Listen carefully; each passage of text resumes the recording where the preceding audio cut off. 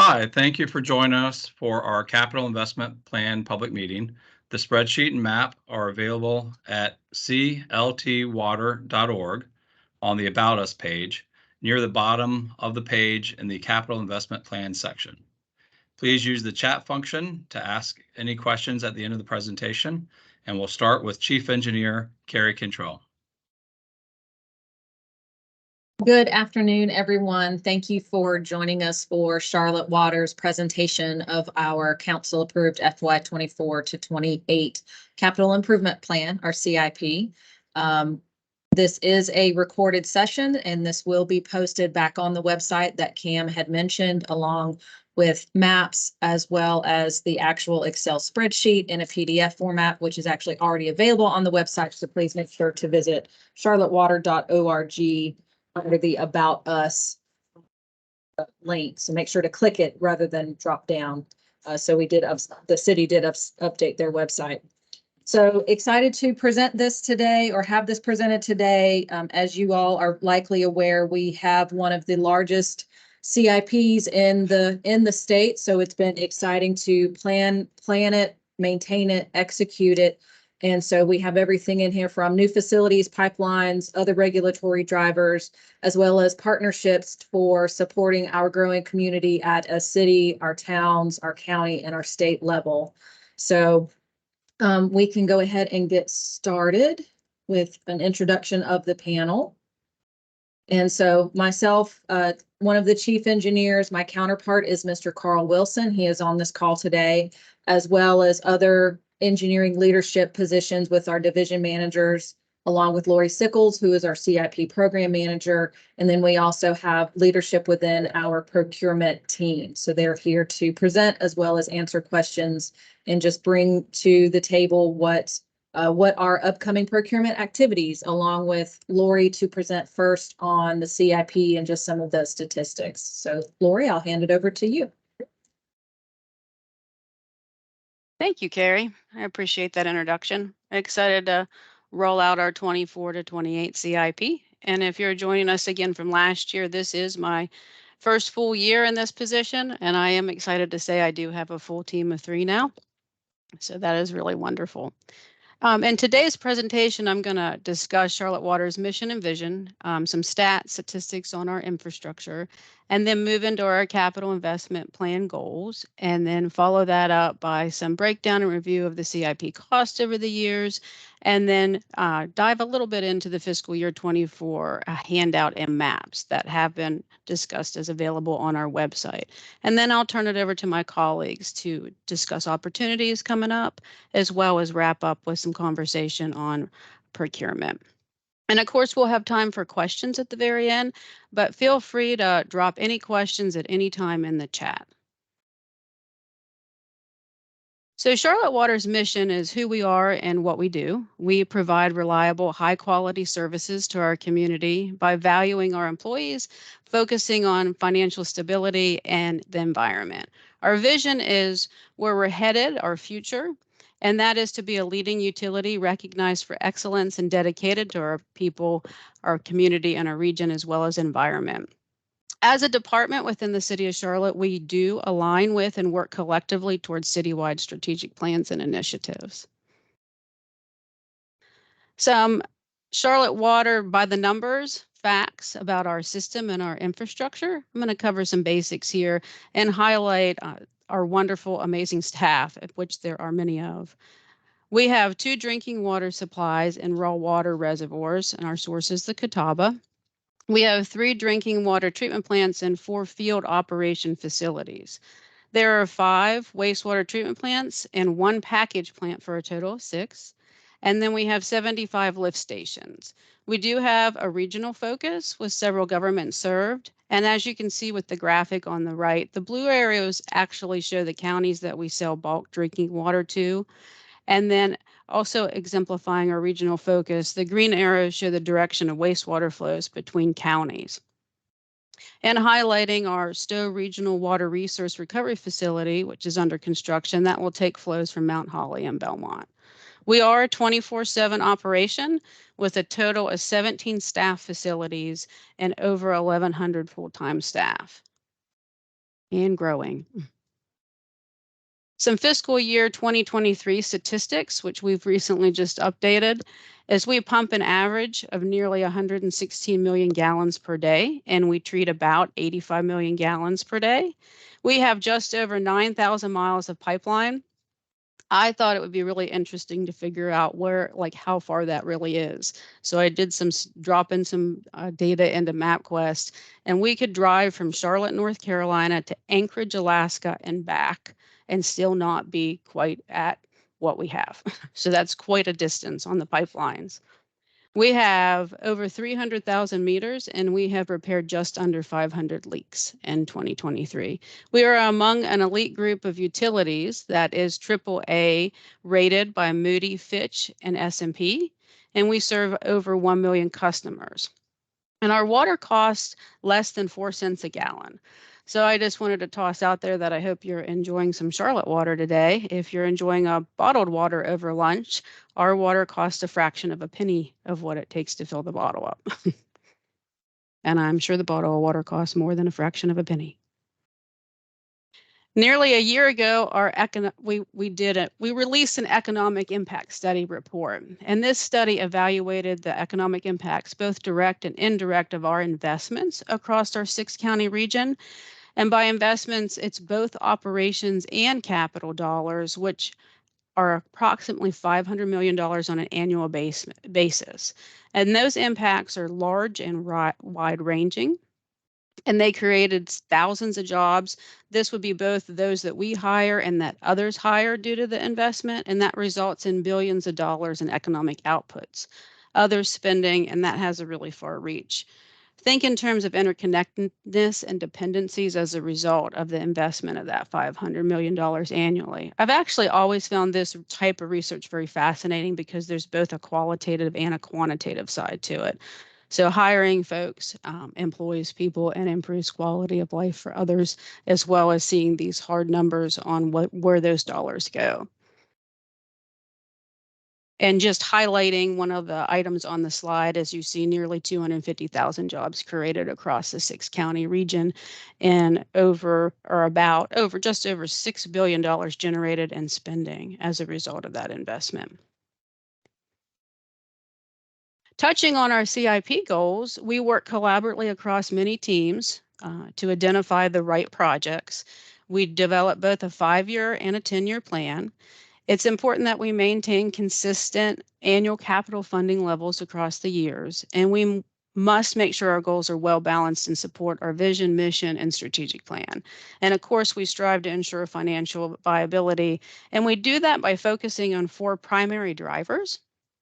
I'm going to talk about those drivers on the next slide. So those drivers are capacity for growth, rehab and replacement, regulatory requirements, commitments to public projects, and utility operations.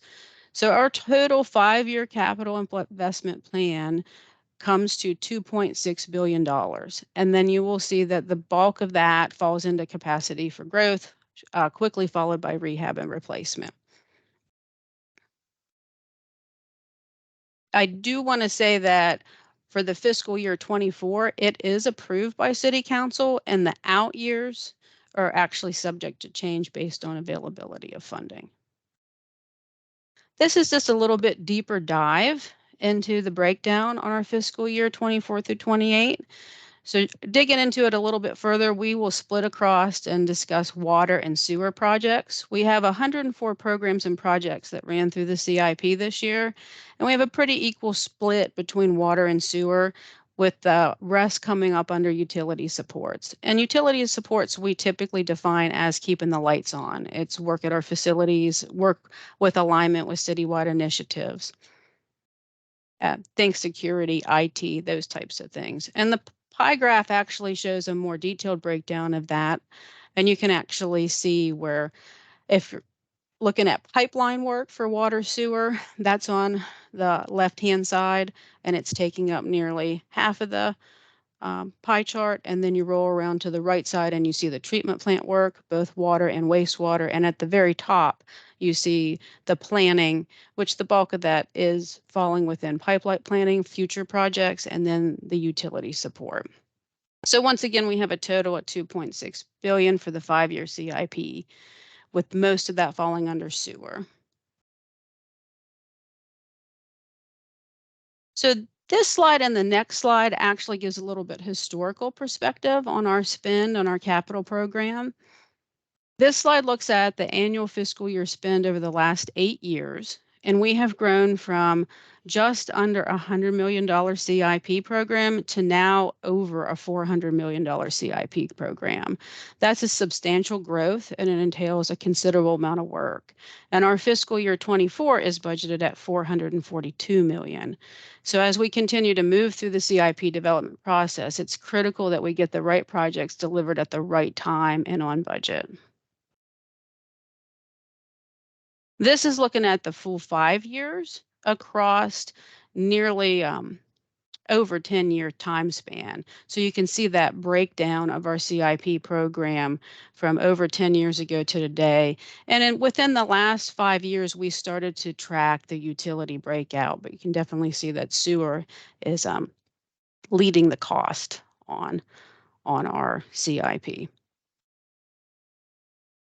So this slide just gives you a screenshot of our handout that's available online for consumption. We made some edits to this year for more ease of readability, but just quickly highlighting across the headers. You'll see the project name. You'll have a denotation whether or not it's on early bird, and we'll talk about early bird a little bit later in the presentation. You'll see the delivery method that we're choosing to take with that project, and then what phase or life cycle it's in. And then the program manager is listed. Who's the lead? It's if you should reach out to any of them, it's their discretion to put you in contact with the actual program project manager. And then you'll see our fiscal year 24, which is ranked from highest dollar to lowest dollar, and then our further out years. Once again, that fiscal year 24 is what's been approved by our city council and moving forward. These out years are the ones that are subject to change based on availability of funds. And this is just highlighting our map, which coordinates and goes along with the handout. So if you're needing to see a visual or where some of these projects are sitting within the county, please reference this map. We hope that these two aids are actually very useful for you all. This actually concludes my portion of the presentation, and I do definitely thank you for your attention. And at this time, I'd like to introduce Carl Wilson, Chief Engineer, Capital Projects and Operations Support, and he'll introduce his team and upcoming opportunities. Sure. Thank you. Thank you, Lori. So again, my name is Carl Wilson, and I'm Dr. Cantrell's counterpart, minus the PhD. And let's see, so I am in charge of the Capital Projects and Operation Support Group. We are comprised of 3 different areas that handle large and small scale capital projects inside and outside of the fence, if you will, inside and outside of the treatment plant fence. And these projects can range from, several $100,000 up to 600, and plus $1 million. So it's just a brief indication of that. So next slide, please. Thanks, Lori. So our group handles different types of projects. And as you can see on the screen, we do handle collaborative delivery types of projects, such as progressive design build, as well as CMAR, professional services, any type of RFPs, RFQs, hard bids, and treatment plants type projects, or treatment plant support projects. And this right here is a brief indication of the forthcoming slides and the forthcoming presentations that you will see from Nicole Bartlett, Chuck Bliss, and Chuck Cowherd, respectively. These are our 3 engineering project division managers that will follow me. So without ado, and before I do that, I do want to just mention one thing. You guys, it's great to see several folks on here that I've seen multiple times before. So y'all hear me say the same thing. It takes all of us to make this type of large CIP work. And so, please be on the lookout for opportunities. What you'll see here is an indication of the type of work that we have planned, but there are additional, we have no shortage of work, I'll put it that way. There's plenty of work that needs to be done that you may not see here or get an indication of. So just keep an eye on Early Bird and other procurement type websites to be abreast of the types of opportunities that we have coming up. So with that being said, I will push it to Nicole Bartlett next for her presentation. Thanks, Carl. So I'm going to be presenting the next couple of slides here. I just wanted to note that while I am presenting these slides, it does not necessarily mean they are being conducted by folks on my team. If anyone had questions about specific projects, of course, they can be, like Laurie mentioned, typed in the chat, or you can ask them afterwards. And between Chuck Cowherd, Chuck Bliss, and myself, we'll be able to answer those. Okay, so this first slide here is looking at opportunities for upcoming alternative delivery. The first one is McAlpine THP. So it's not actually the alternative delivery piece that's upcoming. That's already selected with PC and Stantec. But what is upcoming in the fourth quarter of 2024 is going to be subcontractor opportunities. So design on that project has just begun, and the scopes are not concrete, pun intended, at this time. But at this time, we are expecting a concrete scope, erosion sediment control, and a large electrical scope as well. Next on the list is a progressive design build RFQ. We are anticipating that to be advertised in third quarter of 2023.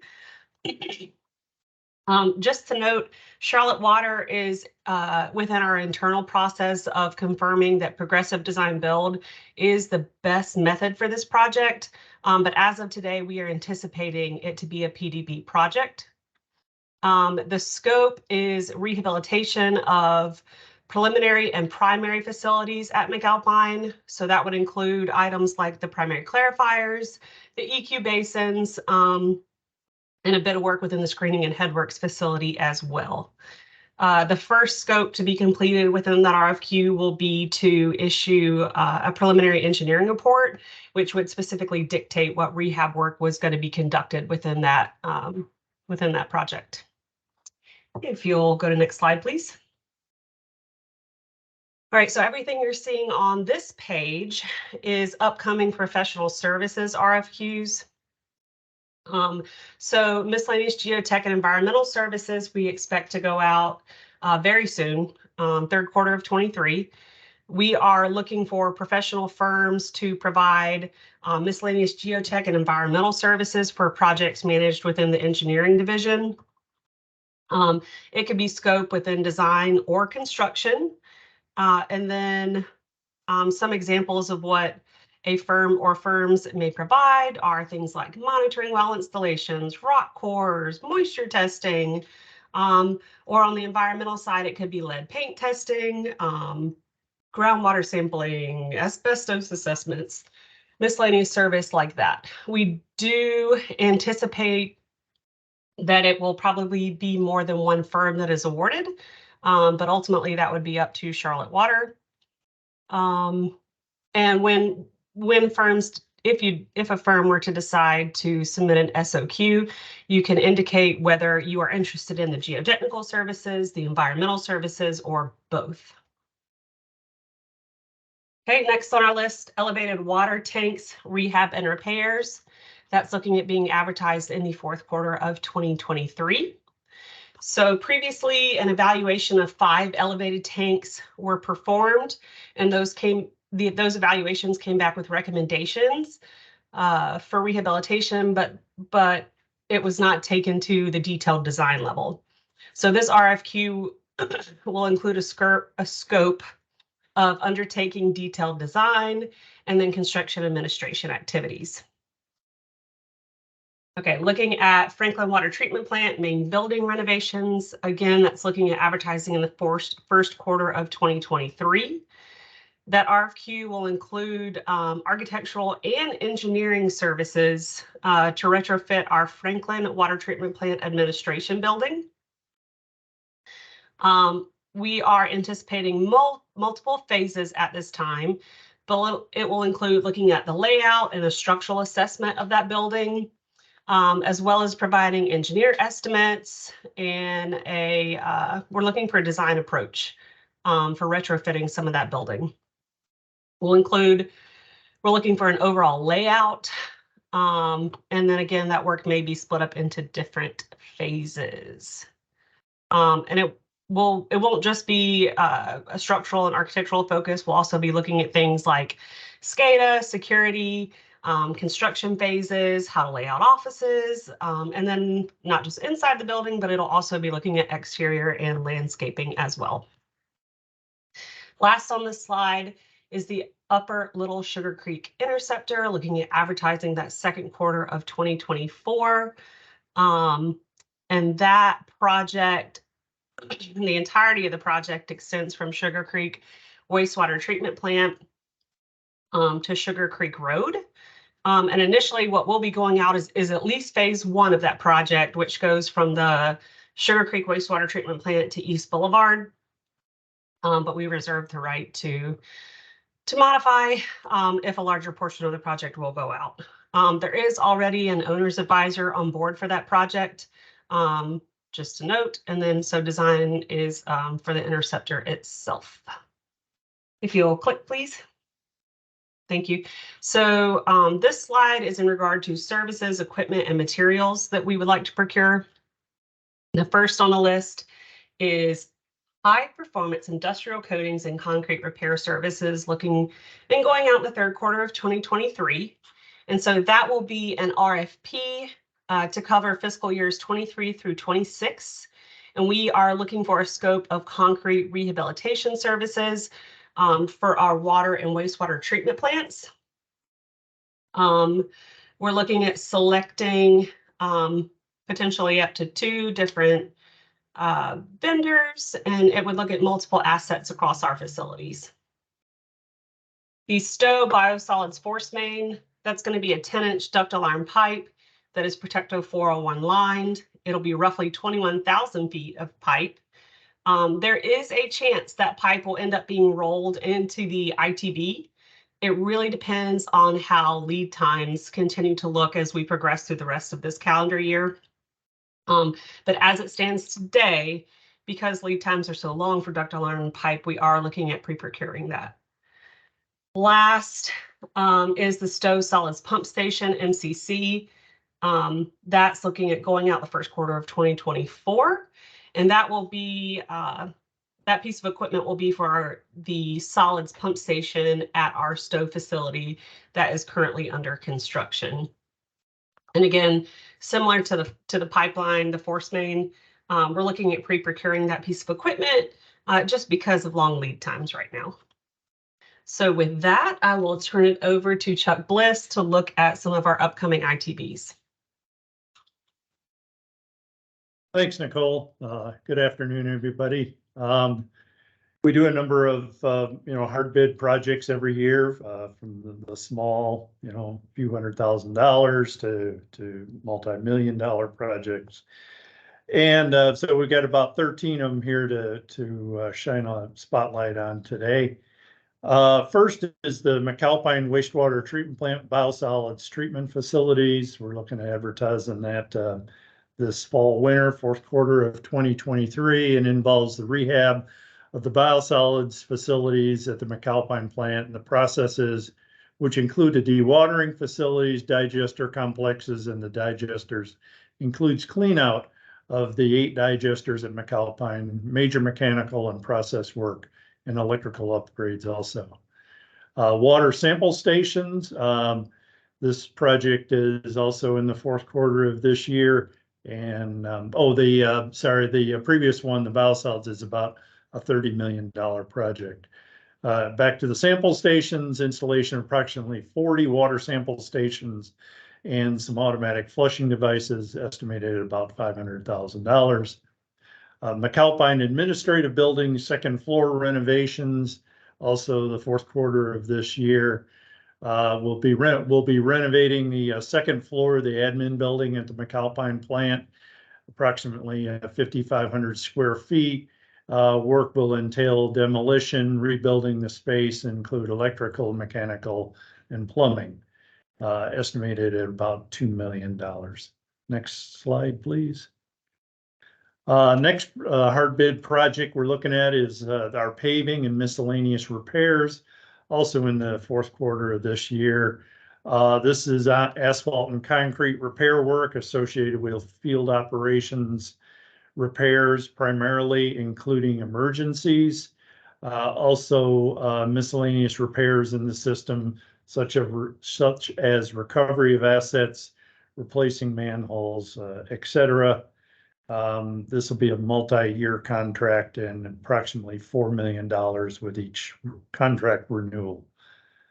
Next is the Paw Creek Interceptor Rehab Project, also this fall, winter, fourth quarter of 23. Rehab portions of the 36-inch and 24-inch Paw Creek Interceptor from Morse Chapel Road to the Paw Creek Pump Station, estimated at approximately $8 million. In the Beaver Dam outfall, also this fall, fourth quarter, construction of approximately 2,000 feet of 24-inch gravity sewer in the Beaver Dam Creek Basin from just north of the new West Boulevard Extension Project, approximately $1.5 million. And then the Ash Plantation Wastewater Treatment Plant improvements. Project consists of construction of concrete basins at the Ash Plantation Package Treatment Plant down in Mint Hill.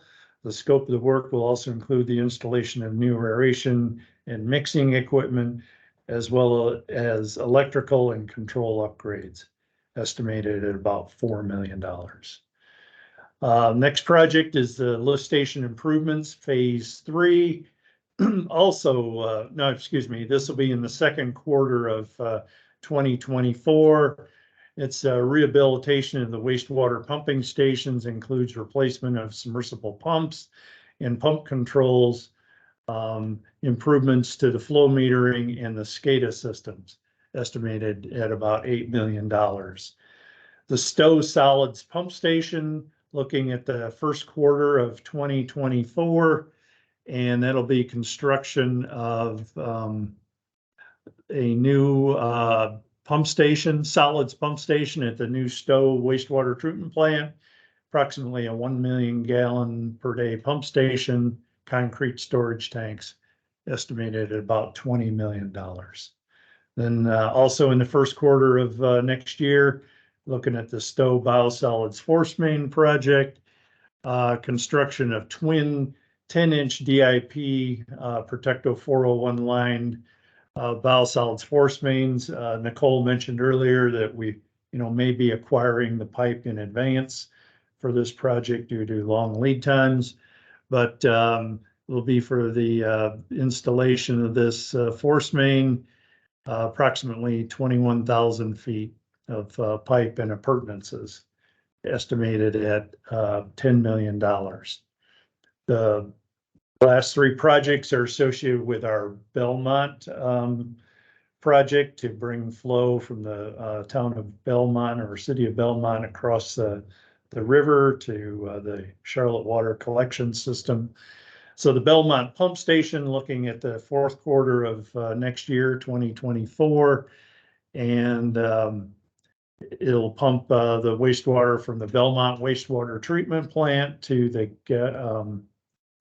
Charlotte Water Collection System. Pump station's estimated at about $15 million. The Belmont Force Main, also in the fourth quarter of next year, new 24-inch force main to deliver that wastewater to the Charlotte Water Collection System, probably somewhere near the Paw Creek Pump Station, estimated at about $17 million. And then finally, the Belmont HDD, this is the river crossing of the Catawba River for the force main, It'll be dual pipes coming under the Catawba, and that is estimated at about $19 million. Next, Chuck Cowherd will talk about some of the rehab projects.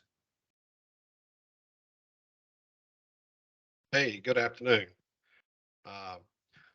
I lead the Rehab and Operations Support Group, which is ROSG for short. Our charge is to provide engineering and construction services for our internal customers of wastewater treatment, or EMD, environmental management for short, the water treatment division, as well as lift stations.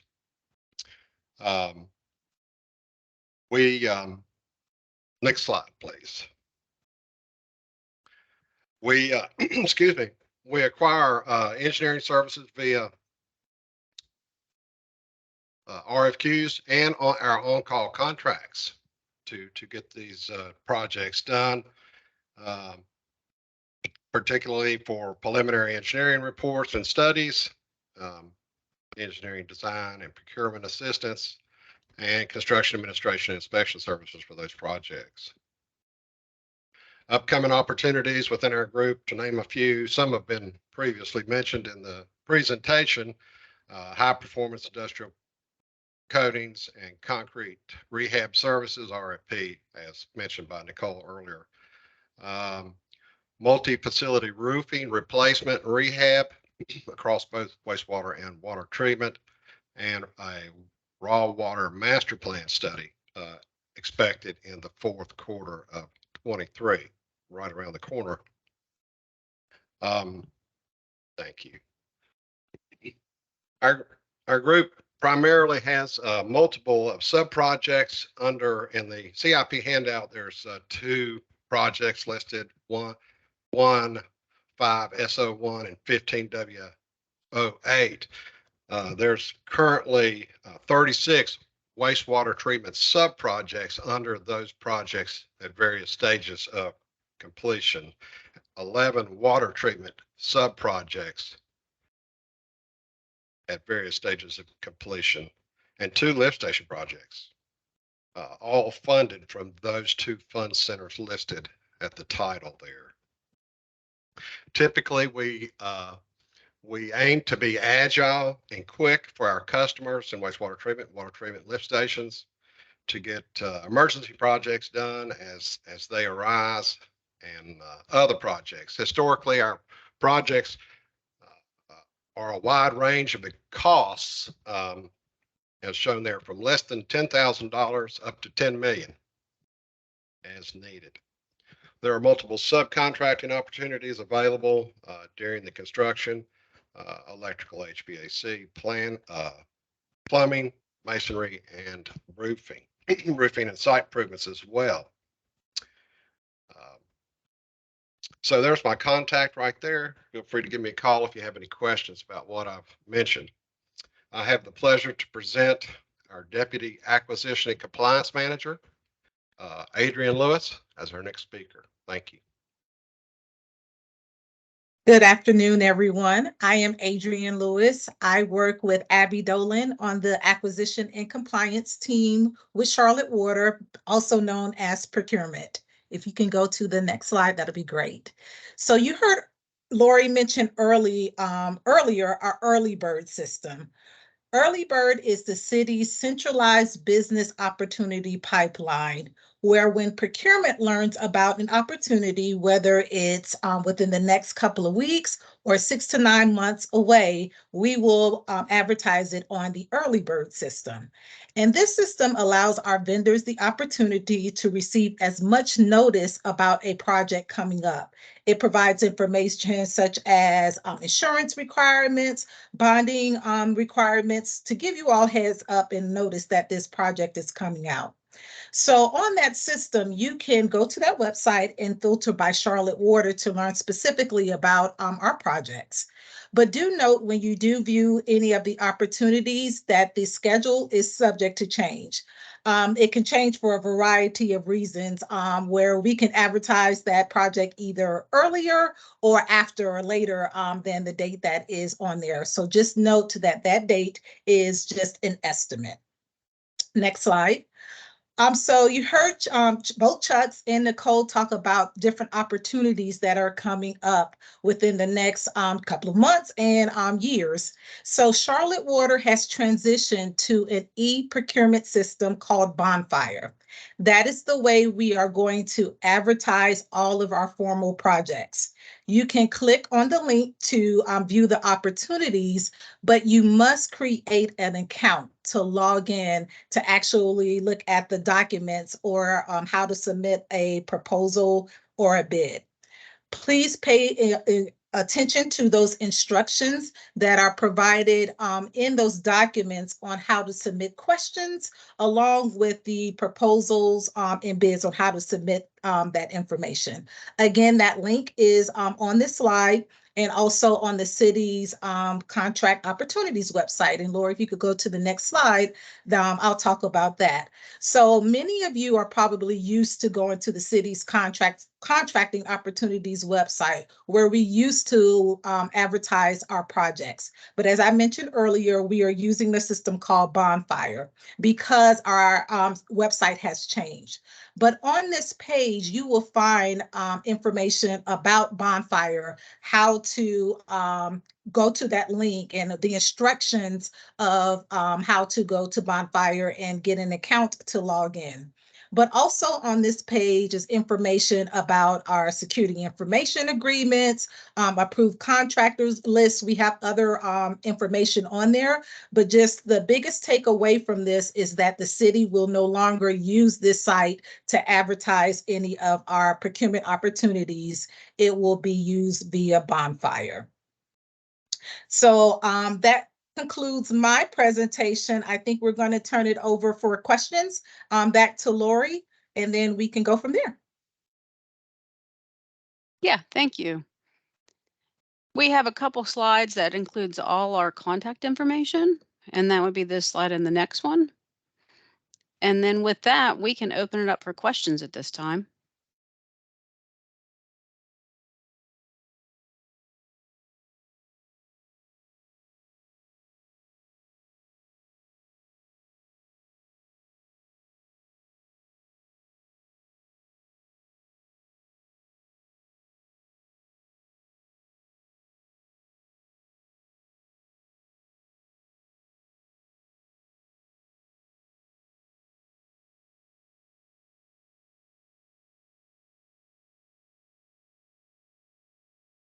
I did just double check the chat and I don't see any questions in there. Oh, one came through. Is the presentation available on the website? It will be, along with the map handout and the CIP handout. And this presentation is being recorded as well. That'll be available on the website too.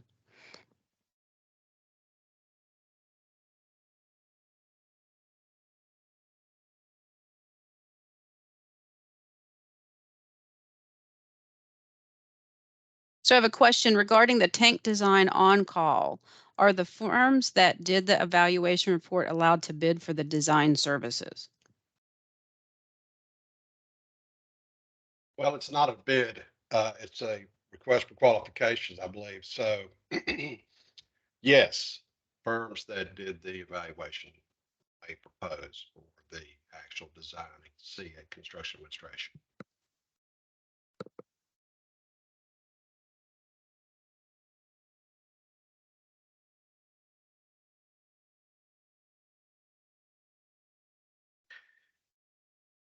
Hey, Lori, looks like there's another question about the where on the website the presentation will be. Oh yeah, I'm sorry, I missed that one. Yeah, when you navigate to the website, there's like a drop down, you hit a plus button, and then it just gives a link. So there's just a link to all three things. Cam, if you wanted to add any more to that. Sure, from the cltwater.org,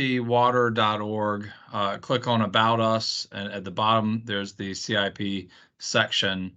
They'll have all the information, and we can share it out as well. Thanks.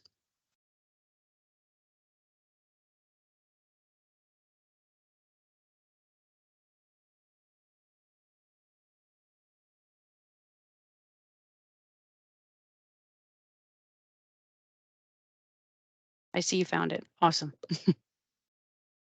Any other questions?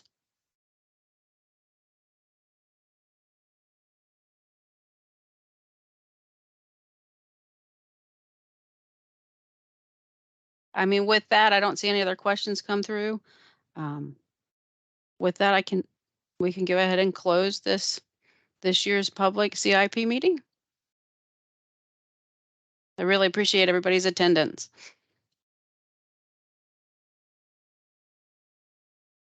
Thank you.